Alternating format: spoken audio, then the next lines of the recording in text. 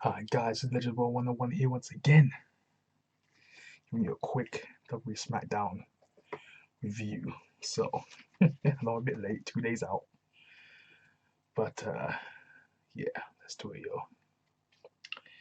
Well, by the time it's recording, it's probably 3 days out, yeah. But WWE SmackDown is a good SmackDown. I'd say it was a good SmackDown. Held up by Roman Reigns, Cody, and Judgment Day, Rhea, and Dom, because and my boy Santos, and LA Knight as well, briefly.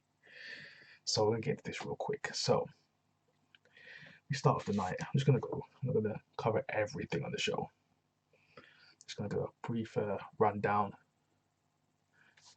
as you know what I'm saying. The road to WrestleMania is heating up. So let's get into this. So it starts with Cody and Roman in the ring. Paul Heyman obviously in the back, Solo and Jimmy on the side. So obviously Roman Reigns goes, Washington, acknowledge me. So you know the usual. I'm trying not to talk too loud because people in the back are sleeping, so I'm trying to be as quiet as possible. So let's continue. So Roman Reigns goes on a little tirade for a little bit and calls Cody out. Cody comes out, crowd pops. It was a lively crowd tonight, to be honest. It was a great crowd on SmackDown. Cody, when he goes the whoa, it's being tune. People do that. They love that part of the song. So they come out. Roman Reigns puts the belts on the floor and kind of goes, "Hey, you've never wrestled for any one of these titles, have you?" Basically saying this guy, basically saying Cody isn't worthy to lace up his boots to even be in the ring with him at this point. Basically, is what he's saying.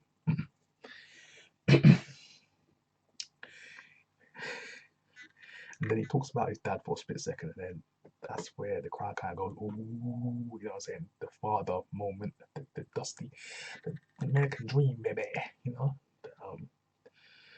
Dusty Rhodes, baby, the one, the literal, the king of NXT. That's what I call him. Dusty Rhodes made NXT what it was, because they ain't NXT like that no more. That's for sure.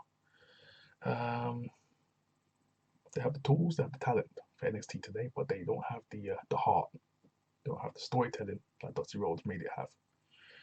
That's why the level has dropped off the face of the earth on NXT right now.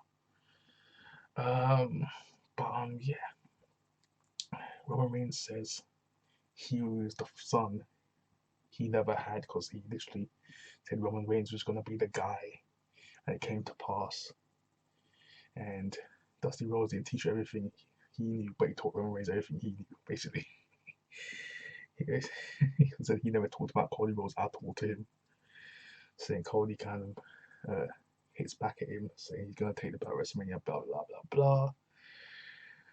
Cody Rhodes is not done enough in this feud to warrant a title win. That's what I'm gonna say right now. A lot of people are gonna be upset, but I don't care because Cody Rhodes has not earned a title win against Roman Reigns at all, bro. He has not done enough for me. I feel he hasn't struggled enough to be here to win Roman Reigns. There's no struggle there. He's gonna come out nowhere, number 30 in the Rumble and win the title. Nah, bro, that ain't happening. Or it might happen, but it shouldn't happen. Roman Reigns should go to 1,000 days. Whoever beats him after that beats him. But Cody looks like he hasn't even worked for it to get this, to be in this position. Coming in the corporate suits, the guy's built like a freaking heel. He's like a flipping heel, legit. Cody Rhodes moves like a heel at this point. It's crazy. But yeah, they shake hands, and Roman was concerned after the promo battle, and then that was it. So we got a meet up for the first time with Cody and actually Roman Reigns face to face. So we got that. After that, we had the Rhea Ripley versus Liv Morgan match. Where Ripley kind of getting on Charlotte's show, SmackDown, kind of showing her what's what. Beats Liv Morgan with a prison trap. I don't even know what that move was called. That inverted Texas Cloverleaf. That move looks so damn good when Rhea puts that move on. I see that it depends on the person selling it as well. They can make that move look garbage or make it look good. Liv make that move look good. Riptide, prison trap. Liv taps out. So okay, we are a good little show in here, you know what I'm saying? But yeah, okay. Then Dom and Santos. That feud is heating up for the last couple of weeks. Santos defending Rey Mysterio's honor. Fellow luchador, you know what I'm saying? The Phantom won himself, the Phantom. The Phantasma. Santos Escobar. I'm trying to wonder where the hell's Legado? Where the hell's Legado? Have they disappeared? Zelina's gone as well. What the freak's going on? These factions seem to disappear all of a sudden. So are they going their own separate ways? They're either taking over Legado El Fantasma? They're gonna have to call themselves something else because that's his family's legacy. So they can't call themselves that. Unless Santos is gonna turn up Rey Mysterio at some point. I don't know. Maybe we'll see.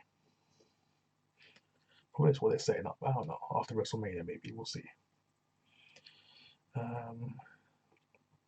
So Santos had a little backstage segment with Rhea, kind of blows Rhea a kiss backstage, and that kind of heats up the match. That's about to happen. So Dom surprisingly gets to win, but they have to keep Dom looking strong. I thought it was gonna be like a DQ finish, but it wasn't. It was a win. Dominic pinned Santos Escobar. So Rhea hit the riptide on Santos outside the ring, threw him back in the ring. Dom hit the frog splash. W. Tears the mask Rey Mysterio gave to him, disrespecting Santos. He even spits on the mask during the match at one point. I'm liking this little feud with Santos and Dominic. I like it. Dominic's kind of coming to his own in this company. He's become very valuable to this company. A great heel, amazing heel. He's showing the rest of the wrestlers on the roster how to get heel heat, and he's running with it. So next up, we have Drew McIntyre in the ring, basically, and Drew is getting at Gunther, saying, "Gunther, I'm coming for you." And then Sheamus comes out and says, "What the hell are you doing, Drew? You think you're coming behind my back and taking my spot?" You know what I'm saying? "What you doing, fella?" Kind of gets on Drew's face, and they're literally talking to each other. While LA Knight comes out, huge pop, one of the biggest pops of the night. I was surprised. I was like, damn, did he get the biggest pop of the night? I think he did. LA Knight. I think LA Knight got the biggest pop of the night. It was crazy the amount of love they showed to LA Knight. My boy Eli Drake, yeah, to my boy. But LA comes out and let me talk to you.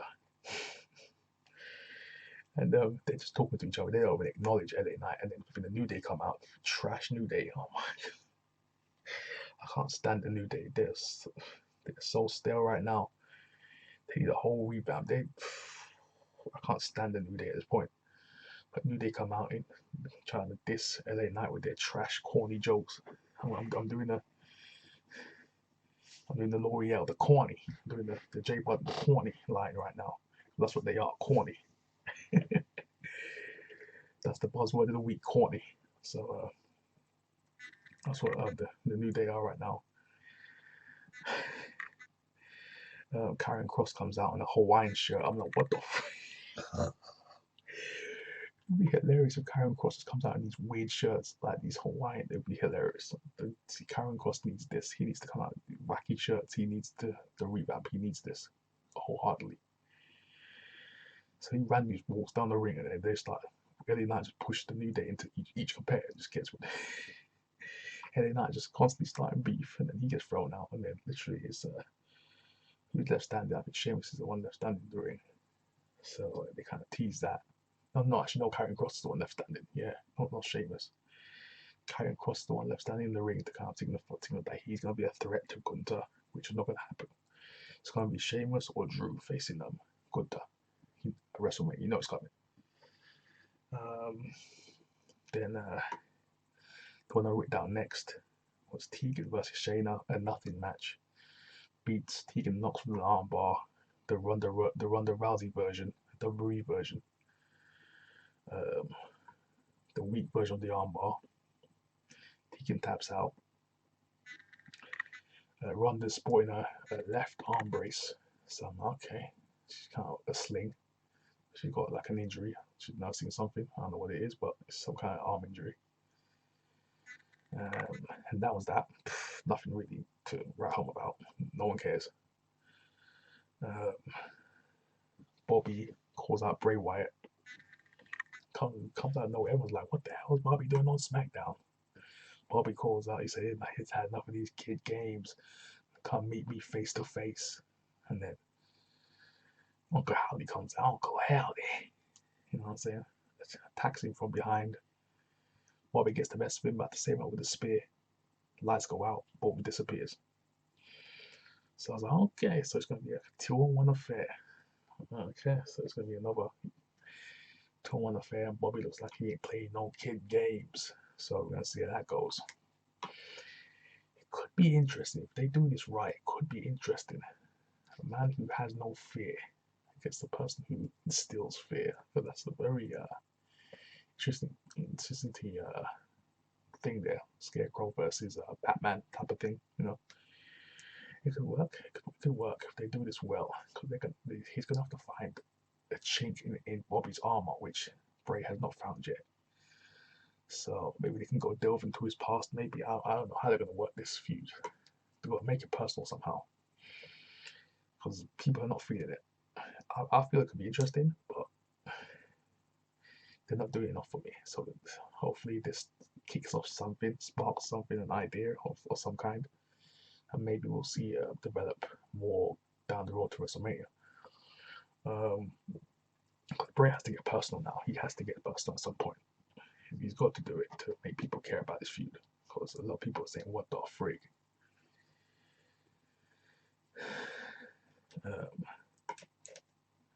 But yeah, because people are always talking about Brock Lesnar turning down Bray Wyatt feud.